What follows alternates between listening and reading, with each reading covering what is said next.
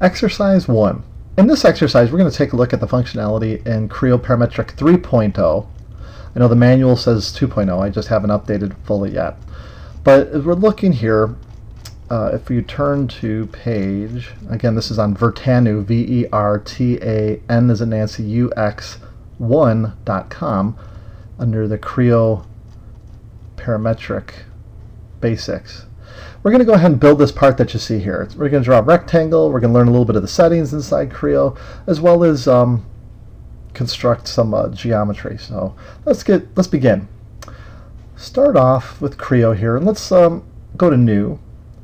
And under Parts here, make sure Part is selected, and go ahead and type in capital E1. E for exercise. Now over here, before we get started, let's take a look at some of the options. If you go to File and Options, you could go in here and you'll see these are many of the settings that you would typically find that you might want to adjust. Some of the settings I'd like you to change, or it's really a preference. If you don't want to, you don't have to, of course. The default model orientation and model display, change it to isometric. I also like to show the datums as I rotate. If you don't have a powerful graphics card, or if it's maybe a tablet that you're running this on, you might want to disable that just for the sake of the performance. But then there's some other features here too that you could set up. We're going to go ahead and go to Entity Display, and over here again, if you have a pretty good graphics card, you could set the anti-aliasing up to 16. I have a rather powerful graphics card, or if you have a professional graphics card, definitely set it up higher. If you're something less than that, maybe off or 2x might do a good job. It smooths out the lines and the edges on the model. Also, the default geometry display shaded with edges is a nice option. Also, edge display quality high, and tangent edges solid. Also, you'll see here a number of other options that you may or may not want to activate. Now, when I go to the Sketcher, there's one in particular that I think is a great idea. It's the Sketcher Start, make the sketch plane parallel to the screen. This is very nice. Otherwise, you find yourself reorienting it to the front or top or right view whenever you start a sketch. This does it automatically for us. So for right now, that's pretty good. We're going to hit OK. Now, normally when you hit OK, it will, some of you might have an option to save it as your configuration file. I didn't make any changes to it, so it didn't ask me that again. But if it prompts you to save this as your configuration file, just hit OK, and yes, and then it will remember the settings. You could always go back and change them. You could also make additional configuration files for different types of models and such. Okay, let's begin. Over on the left-hand side, we have what's called sometimes the Feature Manager Design Tree, or the Browser. Depends on what CAD system you're working on. It usually contains a history of everything that you do and starts you off at the front, top, and right planes, and the origin, which is the part CSYS. As you can see right here in the center, X, Y, and Z, that's your zero marker in space. These are the planes. These are your paper that you're going to start sketching on. You could sketch on these, or you could sketch on flat surfaces that are on the model. We're going to begin. There's two options. You could go directly to Extrude if that's what you know you want to do, or you could go ahead and go to Sketch. Now, those of you who are familiar with some of the other CAD systems out there might like or prefer to start it with a sketch. By clicking on this, you then click on the plane you want to sketch on. In this case, I could click right here on the screen, or click on the front plane from the feature tree. Over here, we get this little option box that appears. This is for reorientation, which we're not going to do right now. We do cover that a little bit more in the advanced class, but just hit Sketch. Just ignore it for this entire series of lessons all the way up to exercise 11. Now we're going to go ahead and we're going to go to the rectangle tool. If you hit the little arrow to any of these, to the right of any of these, I'm sorry, I didn't mean to click on ellipse, you'll see rectangle. There's center rectangle, which we're going to use a little later on, parallelogram, slanted rectangle. We're going to go with corner rectangle. Move your pointer to the center of the crosshairs. Click and drag up a rectangle. Be careful not to make it square. If you make it square, you'll get the little L's that appear, those little green L's, which we don't want. That makes equal length lines. Then it would be square, and we could not transform this to a 3x5 rectangle. That's what we want. So in this case, drag it up a little higher, and you'll see H's and V's. H's stand for horizontal, and V's stand for vertical. What those are basically relationships or constraints, ensuring that the line that says H on it is going to always stay horizontal, no matter what. If you even try and put an angle on it, you have to delete that H in order to apply that. So really what constraints are, they're an additional level of options. Like the other type of constraint is a dimension. So you could put dimension constraints, or you could substitute for like horizontal, perpendicular, tangent, and so on and so forth. We'll look at that a little bit further. Go ahead and just click to drag this out. Now, middle click, that means your middle mouse button or your scroll, just double click on it, or just single click actually is fine too.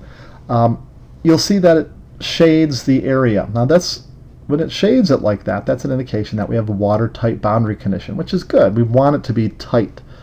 We don't want to have openings or things like that, because we need to extrude this a little bit later. But let's go ahead and just double click on these dimensions. When I say double click, I'm talking about the left mouse button. I will be sure to say right mouse button when I mean that one, but typically 90% of the things we're going to do are with our left. The right mouse button is quite often used for editing. So here I'm just going to go ahead and type in 3. You do not have to type in 3.00. Just type in 3.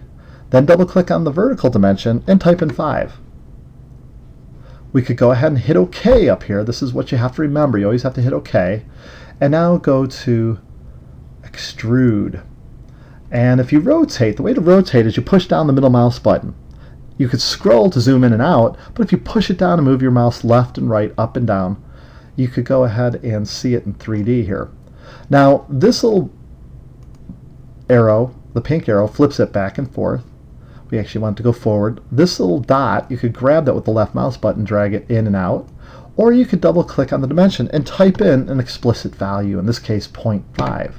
There's also options that are identical up here, but there's a couple more additions to it. Notice here we have extrude as a solid. You could extrude as a surface. That would open it up in the center, which we do not want to do. So make sure it's extrude as a solid. There's also a series of options to extrude through the mid-plane or up to a surface, and so on and so forth. Make sure 0.5 is on there, and go ahead and hit the green check for right now. I'm going to go ahead and go up here. This is the select all display. I like to deselect all. I don't really like to see everything, so I just deselect it. We will turn those on from time to time. They are very necessary, planes and axes and such, but for right now we don't really need to see it up on the screen. Also, the little box right here, the saved orientations, allow you to go to back, front, isometric, which is our standard orientation, and so on and so forth. Now what we're going to do is we're going to notice that when we extruded, we started with the sketch. Many of you who might be familiar with other CAD systems might start a sketch typically and extrude. What CREO does is it actually leaves a shadowy figure of a sketch 1 there. If you don't want to get that, this is more efficient. You could go right to extrude if you know that you're going to extrude right off the bat. Click on this. Now select the face that you want to sketch on, in this case the front face here. It will automatically orient us to it because we selected option in the options menu. Let's go to rectangle. Now if I go ahead and draw a rectangle, we could snap to the lower left corner here, but if we try and snap to this edge, you'll see that it doesn't happen. So in fact what I'd like you to do is go ahead and click out here, have it a distance away, and the middle click one time. Now you'll notice that you have dimensions. You could change this to 3 inches right here, and it would be the same as this. That would not be necessarily good design intent in this case, because our intent is to have the width of 3 inches. If we ever change it to 4, that both update automatically. If we put a dimension in here, we would have 2 dimensions constraining both of those, and we'd have to update both of those, and that's more work than it's worth. So my recommendation is use a constraint. The coincident constraint will help us out in this instance. Click on coincident, select this line here, and select the edge you want it to be coincident to. You'll notice it will automatically snap. Now middle click just to deactivate the coincident button, and then double click here and type in 1.5 for the height. There is another option for this. Instead of always using constraints and having to select edges, you can predefine references. If you click on the references button, you could select edges of the model and it will automatically generate references.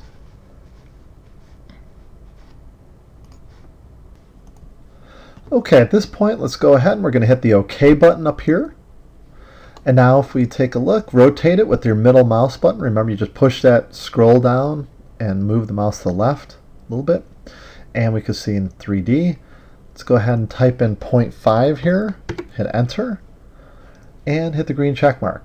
And it merges the two. Now we're going to go ahead and go to extrude. Now notice the thing here, when we just go direct to extrude instead of sketch, the sketch does not appear above the extrude as we saw with the previous one. So it keeps your feature tree looking a little smaller. Perhaps, I'm not positive of this, might even be a little bit more efficient in terms of if you have hundreds of features, it might open up a little bit quicker, but I'm not positive on that. Let's go now to Extrude again, select this face, go ahead and go to the circle tool. Now the circle tool, there is actually a hole tool we could use, but we're going to explore that in exercise 4. But for this one, just find the upper left quadrant here and click and drag out a circle, middle click, and you should see the dimensions appear here. They're similar in color to the actual model a little bit, so it's difficult to see. But let's go ahead and double click on this one. It's supposed to be 1 inch. The hole is going to be 0.75 in diameter. And then instead of using this dimension, first of all, notice that when we double click and change these dimensions, they change to strong. See in parentheses, they say strong. That's the dark blue. Now if we go to this one, we see that the dimension is weak. That means it could be overridden by another dimension or a relationship. So we'll go to normal, that's the dimension tool, and let's add this, instead of dimensioning to the base, let's dimension to the top edge, and then middle click to add the dimension. That's how you add the dimensions here. And that will be 1 inch. And you could see that the other dimension that was weak disappeared because it was trumped by the 1 inch dimension.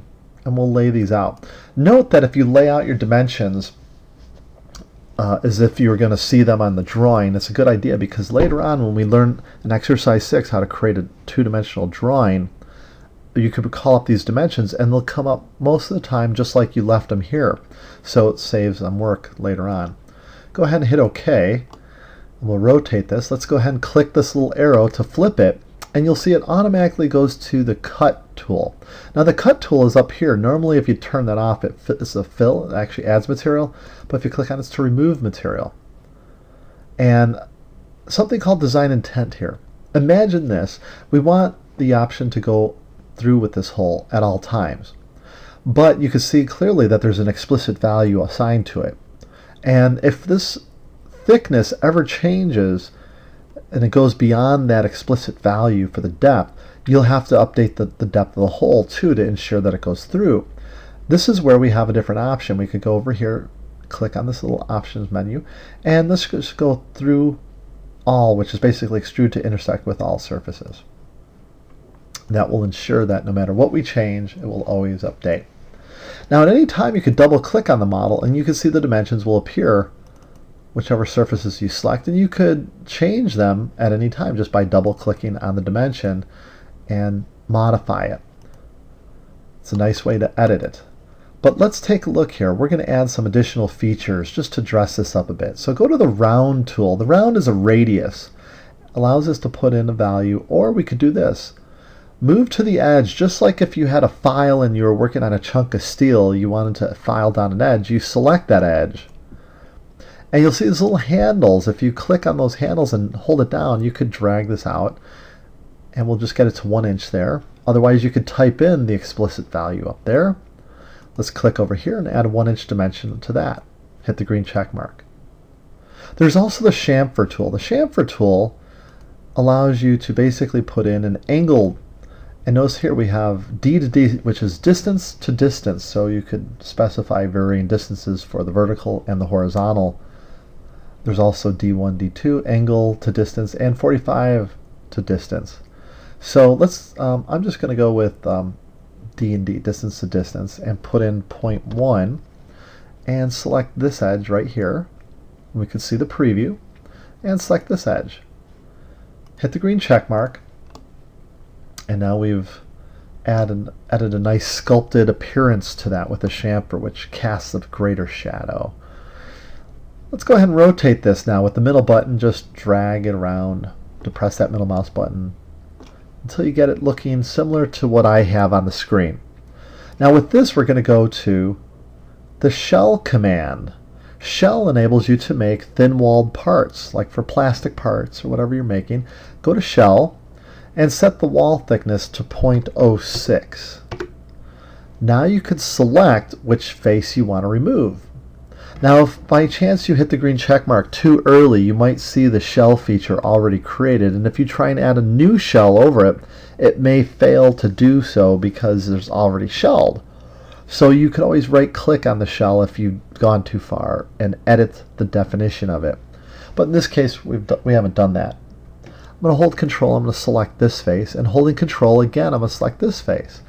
Control key is used for selecting multiple items. Go ahead and hit the green check mark, and now we have our part complete. Once more, what we're going to do is I would just like to show you some other tools here. If you go to Render, you'll see that you have the ability to apply a perspective view. That creates a vanishing point, a more realistic appearance of like what you would see in a photograph. Also, we have the ability to go to the Appearance Gallery. And in here we could select different types of materials, like we have PTC metallic gold. Down here we have brass, we have polished brass, green paint, red paint, things like that. Let's go with the green paint. Now when you select this, you'll see a little dialog box appears up here. Okay, and then down below is a selection filter. Selection filter could be used for multiple things. And in this case, we could select individual surfaces to color. So now you go over the surface you want to color, click on it, hold Control, and select every subsequent surface that you'd like to add a little color to. And then go ahead and hit OK, and it should adopt that color that you select, in this case green. Now if I go to the Appearance Gallery and select red, or actually I could go with the gold, I can now select this face, and actually if you want the whole thing you can select all, but I'm going to go with surface again and just select these two faces here, holding Control, and then hit OK, and now that has the gold appearance. Also what you can do is you have the render setup. Before I go to render window, you could go to render setup and set this to a draft quality or a higher quality, which gives it a little bit more better appearance, or even maximum. There's Photolux and Photo Render. Photolux is the higher quality typically, and go ahead and hit close. You could go through those on your own. Also the scene, if you click on scene, there's different scene editors you could pick from, like if you want this with a floor, just double click on it, and then let's take a look at what it creates here. I'm going to sit it upright and hit close. I'm going to hit render window. Now the render actually does use multiple cores, so you have the ability to, the more cores you have on your microprocessor, the faster it will render. Now in this case you can see the floor isn't at the base, so you might want to adjust that. And the way you do that is, again, you go to the scene editor, and the room is set up here. Now notice the floor, if you want to, you could adjust it manually, or this is the automatic button which aligns the floor against the shaded model. So it goes immediately to the bottom. You also have a ceiling, and you could apply walls and things like that, and different appearances. Now I'm going to go and select something a little bit different. I'm going to select this one here, this white one, and hit render window. And this might take a little bit longer because we set some higher standards for the render itself. And unfortunately it did not save my room effect. Let me click on this again, and let's try that one more time. Let's render the window.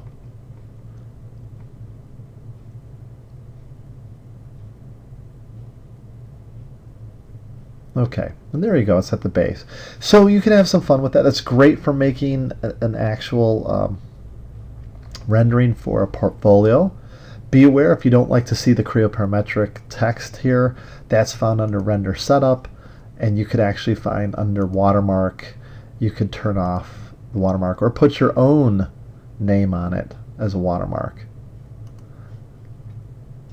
Okay, moving along, let's take a look at some of the other exercises here. There's actually labs at the end of this page 23. On page 24, you'll see that there's, looks like a letter F. And for this, you see it's 3.5 by 2, and then 1.75, 2.5, 0.85, 1, and then a 1/2 inch thick. Let's go ahead and try and model that up. Using the, go back to CREO here, we could close this. Let's start a new file. Under Part here, go ahead and name this L1 for Lab 1. Hit OK. And from here, we could again select the top plane, or the front, I should say.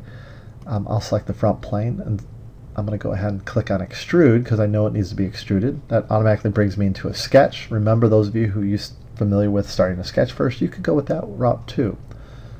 Now I'm going to go ahead and take the line tool here for line chain. I could draw the very first line, and I'm just going to middle click. And this way it will be able to scale it up for me. In this case, we know it's going to be 3.5 inches high. Now I go back to the line chain, drag this across, and I'll put that one in later. Drag this down, this in, this down. Now be very careful to stay away from the double L's when those appear. Stay away from the double L's.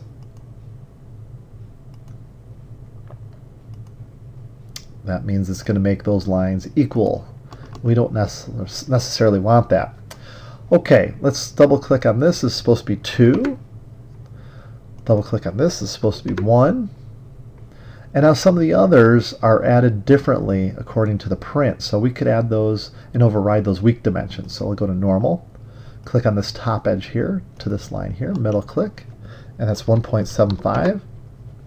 Click on the top line again to the bottom line. Middle click, and that's going to be 2.5. And then we have a dimension there that's pretty good, but there's another one between here and here. So let's select this edge to this edge. Click with the middle mouse button. That's going to be 1. And middle click a couple times to get out of the dimension tool. Let's change this to 0.85. And finally, this needs to be adjusted and needs to be in alignment with this. So what we could do is we could go to coincident and select both this line and that line, and it aligns them. See the little markers there. And we're complete. Hit OK. Let it extrude it by a 1/2 inch. Type in 0.5. And hit the green check mark. And that's lab 1. Let's go to lab 2B. If you take a look at the manual here, this is similar to the very first part, but with some additional holes. So let's give that one a try. Go to New and save this as L1B. Now for this, I'm going to show you a couple different tools. I'm going to go ahead and I'm going to select the top plane to start my sketch. Now you don't have to, but I'm going to go with the top plane on this one. And I'm going to use, instead of corner rectangle, try using the center rectangle tool. This will center everything and it'll make it easier for you to actually complete. Middle click to bring the dimensions up, move them over, and it's going to be 3 by 5 wide. Now we could add the circles. Add one here. Be careful, I got a little T that's tangent. I didn't really want that one, but you can align these, make them a little bit bigger. You could get the R, which means that they're equal radius. Again, align it over here, R. And I'm intersecting those two, R. Now, unfortunately, that little T is tangent. That circle accidentally snapped tangent to this line. Just simply click on that T and hit delete on your keyboard, the DEL. And now we could actually put in our dimensions, which is going to be offset 0.75 off of each edge. Now wherever you see those little minus symbols, those are locked into an alignment, so we don't have to put all of these in at 0.75 because they established an automatic relationship in doing so. So you might be a little bit different than mine, yours might be I should say, and put them in all individually. Now in the next lesson, exercise 2, we're going to learn how to mirror, so you won't have to do all this extra work like I'm showing you here. You could use the mirror tool, and there's also a pattern tool that's covered later on as well. But for right now, just keep doing it this way, and it's good practice. Okay, I'm going to hit OK. I'm going to extrude this. This gets extruded out 1.5 inches. Hit the apply. Now go back to extrude and select this front face. And again, use the center rectangle and lock this in. Now over here you can see clearly that it's not going to snap to that edge. So if you remember earlier from the lesson, just go ahead and click above it. And we will create a coincident relationship between this and this edge. And there it snaps. Now middle click. This dimension is going to be 1.5. And now we could go ahead and hit OK, and we'll flip this, and it only needs to go a depth of 1 inch, and hit the apply button. Now you could go ahead and, if you want to dress this up, go to the round tool. Feel free to add some radiuses. I went with 0.69. Could add some additional radiuses or rounds in these corners here.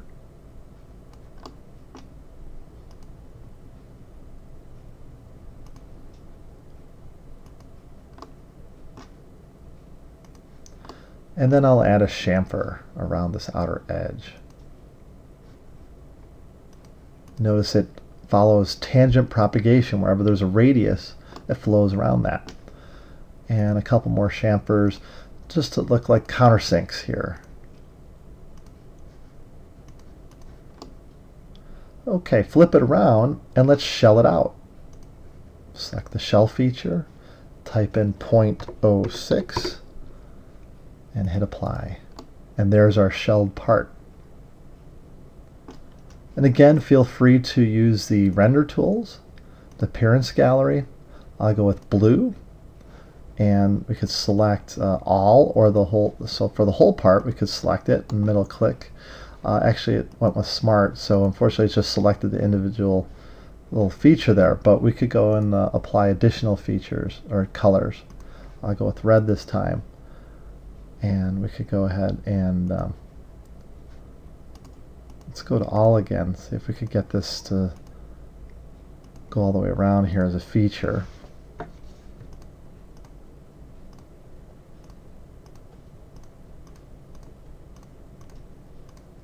Just going to dress it up a little bit, kind of quick here.